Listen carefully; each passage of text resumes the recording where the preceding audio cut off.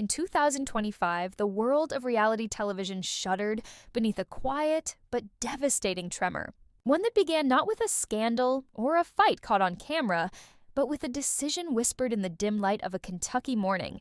When Amy Slaton, coffee trembling in her hand, turned to her sister Tammy and said the words that would echo across the entertainment industry, "I can't do this anymore." That single moment, ordinary, human, fragile, was the spark that would unravel years of staged tears, orchestrated confrontations, and cleverly edited triumphs that had made 1000 ELB Sisters a global phenomenon. The camera crews were still asleep in their hotel rooms, the producers still drafting another week's worth of story beats, when the sisters finally realized that the story had stopped belonging to them. For more than half a decade, they had been fixtures in the machinery of cable television. Two women whose pain, humor, and transformation were packaged into bite-sized segments that could make audiences laugh 1 minute and cry the next. TLC had turned their struggle into spectacle, and in return, the sisters had been granted fame that glittered but also bruised. By 2025, Tammy's once unimaginable recovery had made her a symbol of perseverance. Amy's motherhood had softened the public's perception of her, yet both knew that every victory came with a contract clause, every smile with a production note attached. The day they decided to quit, a storm that had been brewing for years finally broke. When word leaked, first to a gossip blog, then to TMZ, then to the morning shows, audiences were stunned. Viewers had grown up with the sisters' chaos and affection. They had cheered through surgeries, funerals, births, and breakdowns. To imagine that it was all ending felt like losing a weekly ritual. But for Amy and Tammy, it wasn't an ending at all. It was a reclamation. They had spent too many nights crying in dressing rooms, lit by buzzing fluorescent bulbs while producers whispered about story arcs. They had smiled through scenes reshot 3, 4 times until spontaneity became choreography.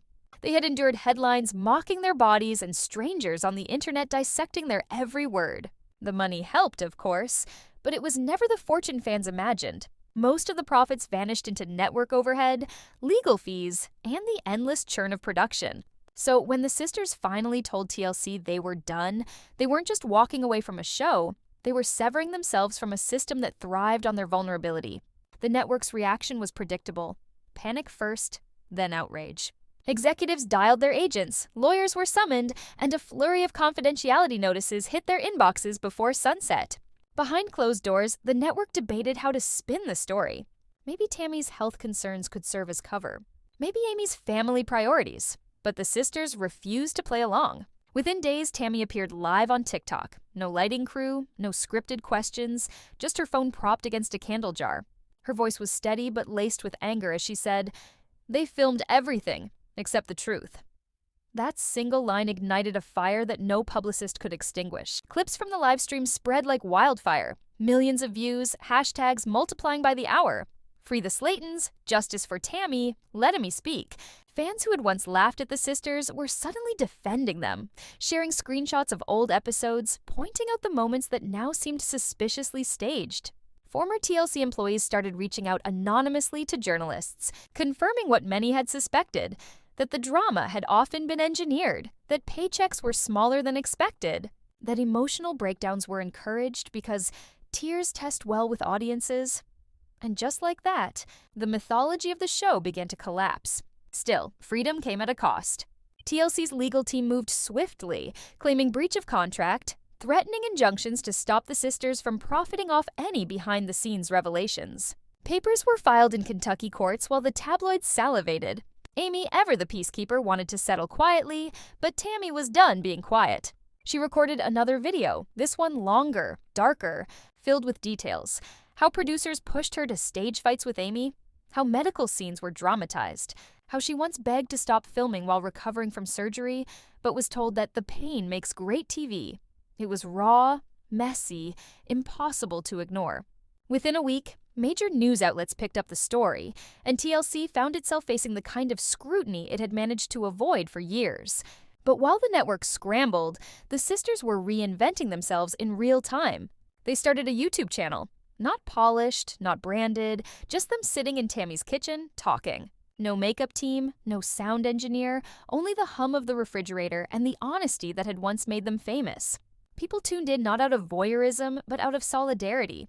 Their subscriber count exploded overnight, sponsors called, podcast producers pitched ideas, and suddenly, without TLC, they were more popular than ever. Tammy launched The Real Tammy, a podcast where she invited former reality TV cast members to tell their unfiltered stories. Amy started writing a memoir about raising children under the microscope of fame.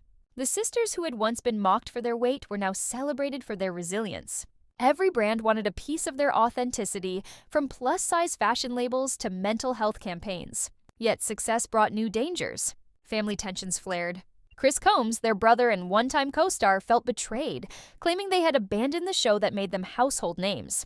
Rumors spread that TLC was courting him for a spin-off, dangling promises of his own series if he'd speak out against his sisters. The tabloids framed it as betrayal. Chris versus the Slatons. Online, fandom fractured into warring tribes, each defending their favorite sibling. The internet that had once mocked the sisters now dissected them with forensic intensity, analyzing every gesture, every silence. Still, amid the chaos, Amy and Tammy pressed on, building an empire on their own terms. Tammy's clothing line, tagline, "Real sizes for real people," sold out within days of launch. Amy's children's book, inspired by bedtime stories she told her sons, hit the bestseller list. They hired their own camera crew, not to fabricate drama, but to document what rebuilding a life after exploitation really looks like. The first episode of their independent docuseries opened not with swelling music, but with silence. Tammy sitting on her porch, breathing the morning air, whispering, "I'm finally free." That clip alone gathered tens of millions of views. But fame, even honest fame, is a restless companion. The trolls returned, angrier than ever, accusing them of hypocrisy, claiming they missed the attention. When Tammy broke down on a live stream after reading a cruel comment, headlines once again reduced her to caricature. The sisters realized that escaping TLC didn't mean escaping the spotlight. It only meant steering it. Yet there was something sacred in that control. They no longer owed anyone a scene, a confession, a breakdown. They could choose silence. And sometimes they did. Weeks would pass without posts, fans wondering if they'd disappeared, only for them to return with laughter and cooking tutorials filmed in Amy's cluttered kitchen. Each mundane detail, flour on the counter, children giggling off camera, felt like defiance. Meanwhile, the entertainment industry watched closely. Streaming platforms offered documentary deals. Journalists framed them as pioneers of reality TV liberation. At award panels, producers debated what the Slaton revolt meant for the future of unscripted television. And somewhere in the chaos, amid lawsuits and live streams and new beginnings, the sisters found something that TLC had never been able to manufacture: peace. It didn't come all at once. It came in small things. Tammy planting flowers outside her house, Amy reading to her kids without a boom mic hovering overhead. There were setbacks, court hearings, leaked contracts, endless online noise.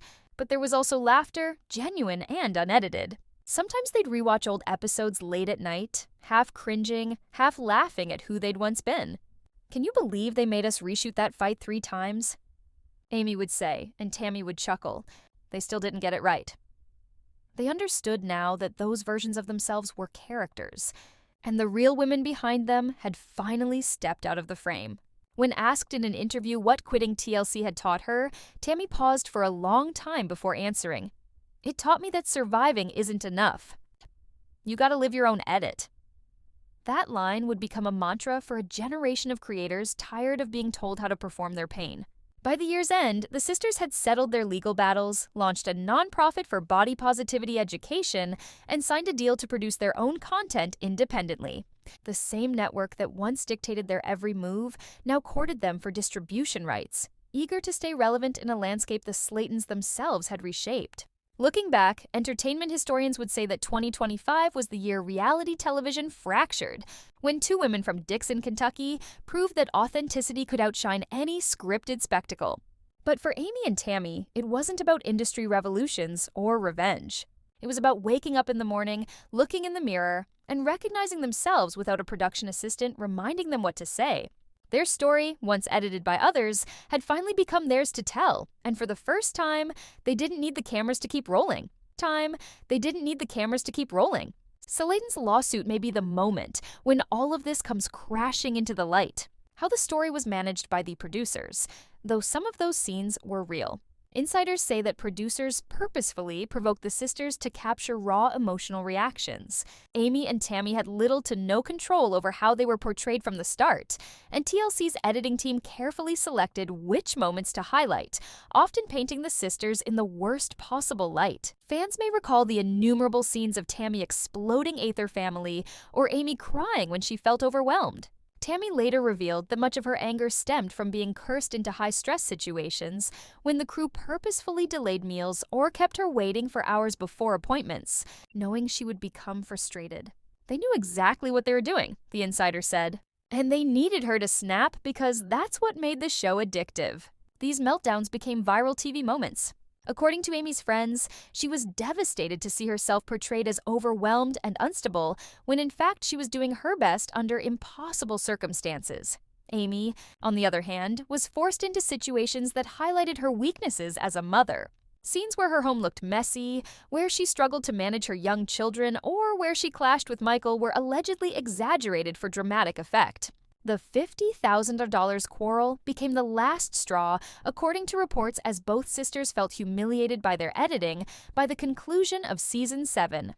But TLC allegedly told them that their contracts forbade them from leaving. Amy's motherhood challenges. Amy Slaton's role as a mother is perhaps the most tragic aspect of this scandal.